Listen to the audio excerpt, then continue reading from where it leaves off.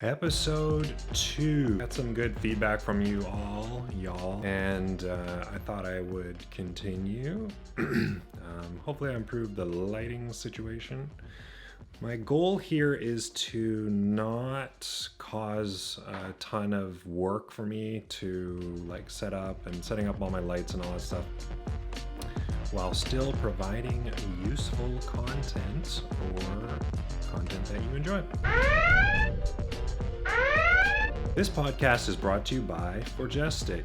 If you need any SAP Business One help, support, implementation, development, IT support, just let me know through LinkedIn. Go to linkedin.battleshipcobra.com and get in touch with me. If you're not happy with your partner, your SAP partner, maybe you don't know why you're paying them,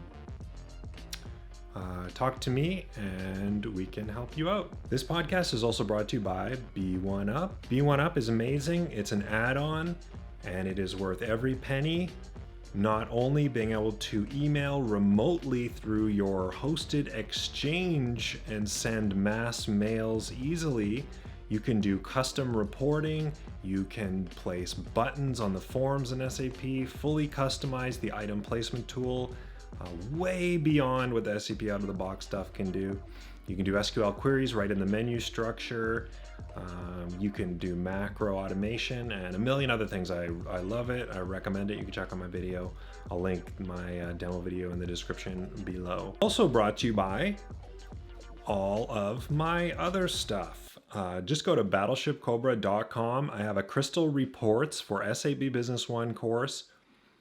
Starts from beginner level up to advanced. I also have an SQL for SAP Business One course as well. Starts from basic stuff, goes really advanced. It'll give you a really good basic understanding. They're both online courses.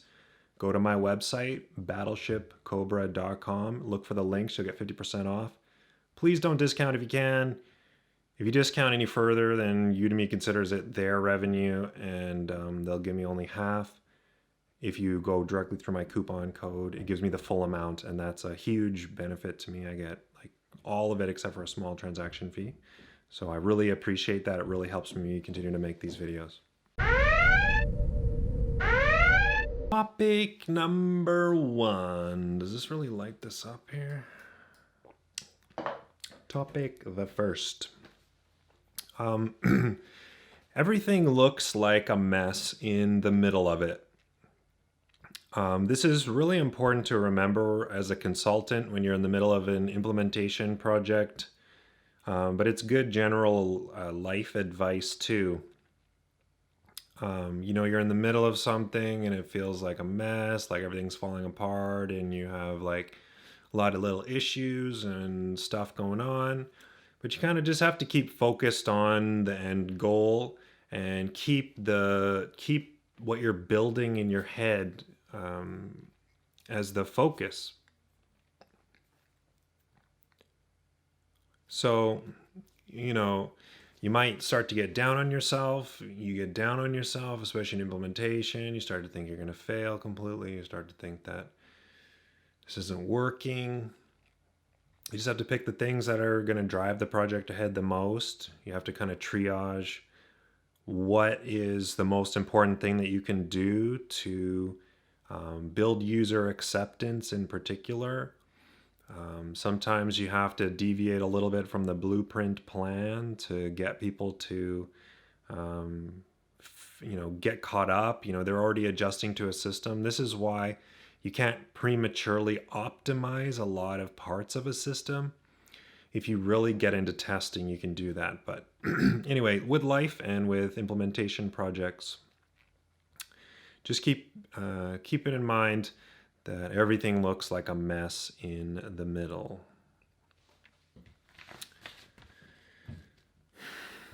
Another topic is, so how to say no. So, as a consultant, as people getting into consulting, consulting for anything really, or I mean, you could say I give advice a little bit. People ask me questions for a living, and they legitimately want my opinion because I work with a particular software package, SAP Business One. And with that software package, people are like, well, what if I do this? What's going to happen? I do that. What's going to happen? Or can I do this? Or how do I do that? Like people want to say, people want to know, they want to know your opinion. So, as a consultant, you need to have some tact. I'm not always the best person with tact, but you need to be able to say no, and you need to say, I don't know. Being able to be really honest, I think is a huge, it's always really helped me. And honestly, even though I like completely didn't know what I was doing for something, if I say I don't know, people just go, okay, well, get back to me on it or whatever. I've run into consultants that they try to talk about that, saying that they know this or that the system can do this, the system can do that, or this. And if I tell them like, no, it's not going to work well that way. Here's why, X, Y, and Z. Then I have a good position to stand on. And perhaps as a new consultant, you won't be able to back up your position on that. So you could still say, I don't know, and just do a bunch of legwork, do a bunch of testing in your test system in the case of an SAP system. And, try to learn what you don't know, and that fills in another part of the puzzle for you. Clients in particular want to know your opinion. They want useful information. And they also don't want bull crap. They're busy, they're running their business. And so keep that in mind. Be able to say no, be able to say, I don't know, and give a good opinion, position as a professional. Business intelligence. That's our next topic.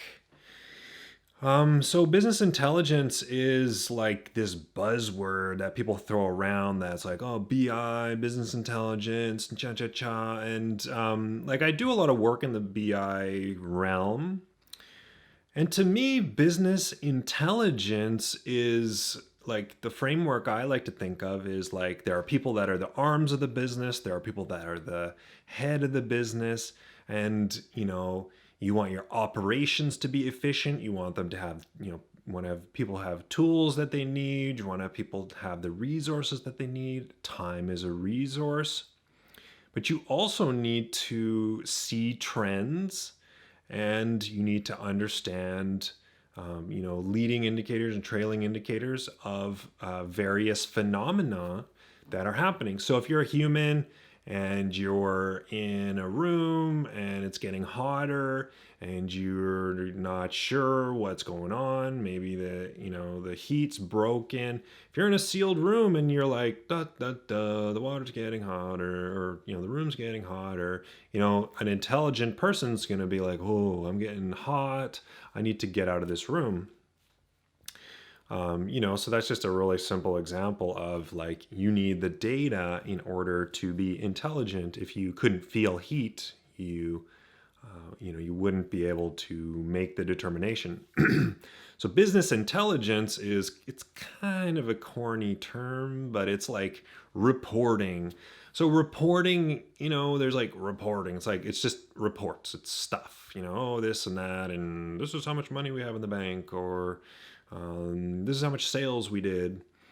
But the thing about it is, like, you need to be more creative about what you're measuring.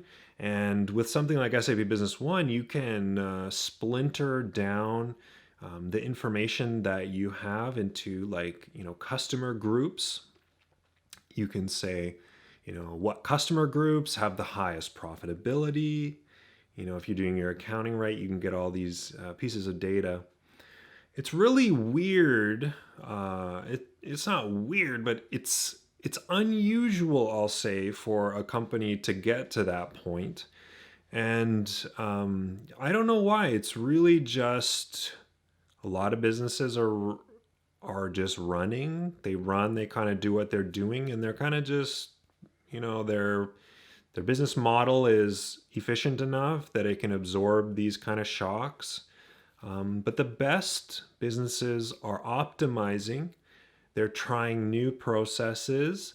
They have a good control over the various, segments they're working, the project, the product lines they're working on, the services they're offering, and simply understanding with your accounting what line of business is profitable.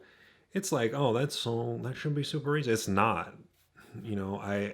I see many businesses doing stuff they shouldn't necessarily be doing, when they should be maybe focusing more on, they should kind of solve some fundamental operational issues or simplify some of the chaos that they're maybe causing, and focus on the business intelligence things, have reviews, make time for reviewing KPIs, try to explain those KPIs. Part of any reporting is the KPIs. You need to measure, you need to review it, and then you need to change what you're doing. And part of this is like a quarterly review or a monthly review, and some sort of numbers. Where are you trending up? Are you trending down? Do you have some sort of product development that can help you to pivot around and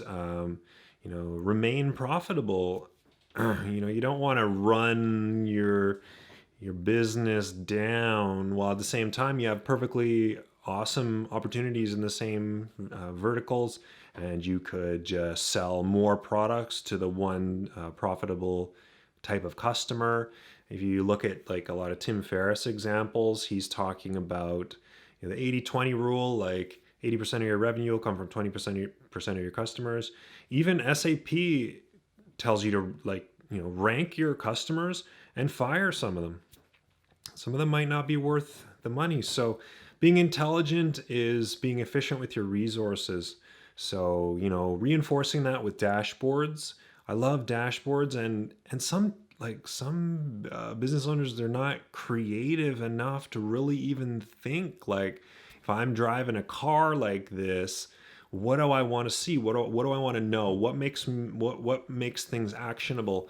And if you're always in reactive mode, which people just happen to be, it's busy.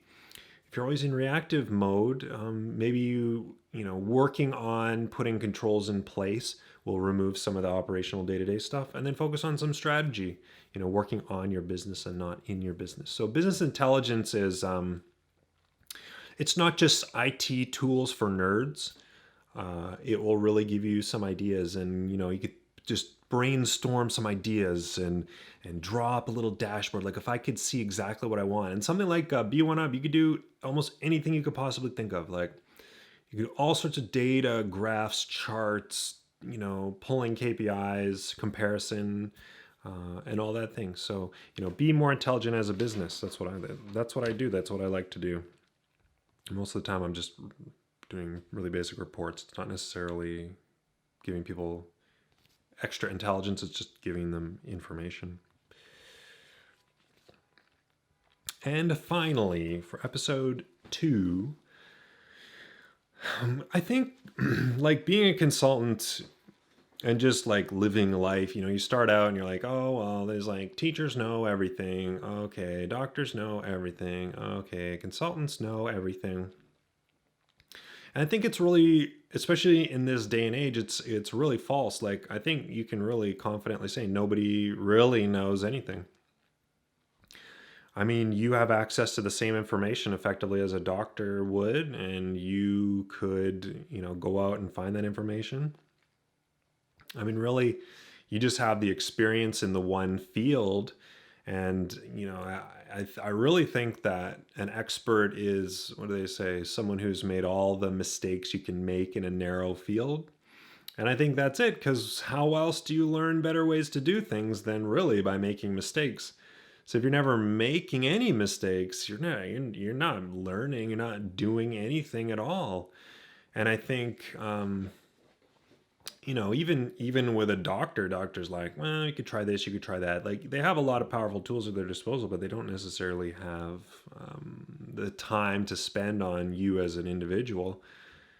Same way as like an SAP Business One system. Like, I don't know everything, but I know the framework of how to find answers. And throughout my life, my framework of being able to find answers, to grind a little bit to find those answers, to struggle a little bit trying to find my own solutions, it's really helped me. And I can't say I know everything, but now I've made a lot of mistakes.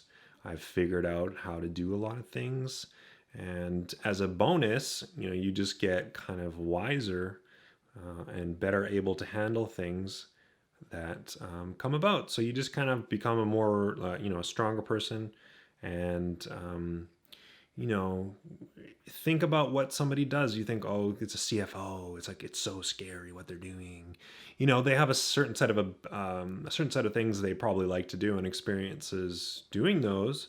But you can learn from them. They can learn from you. Every single person has something to teach everybody else. So just keep in mind, like, the majority of people, they're just faking their way along. And the difference between them is their habits of sticking to things and learning from their mistakes and trying new things to expand their understanding of everything. So, nobody really knows anything. Thank you guys so much for listening or watching. You can get my podcast at podcast.battleshipcobra.com. You can also get it on my YouTube channel, youtube.battleshipcobra.com. Remember to take my courses, Crystal Reports for SAP Business One, SQL for SAP Business One. Go to battleshipcobra.com. Click on the link. It'll give you 50% off. Don't discount if you can afford it. That really helps me to continue to be motivated to make videos and all that stuff. So, once again, brought to you by Forgestic, one of the largest gold level SAP partners in Canada. If you need support, implementation, development, IT services, if you want to work with me, contact me in linkedin.battleshipcobra.com. Just connect with me and chit chat about it. Also brought to you by B1 Usability Package, the greatest add-on in the history of SAP Business One. If you don't have it, I don't know what you're doing. Get your dashboards, get your item placement, get your customization. It is essential for all SAP Business One users. It's not incredibly expensive, but you can do so many things with it. So thanks to them as well for being so awesome. And thanks to you guys for being awesome too. I seriously appreciate it. Again, any comments, any questions, anything you have, leave them in the comments below on my YouTube version of this, or contact me on LinkedIn or whatever, and hit me up there. Have a good night. Battleship Cobra out.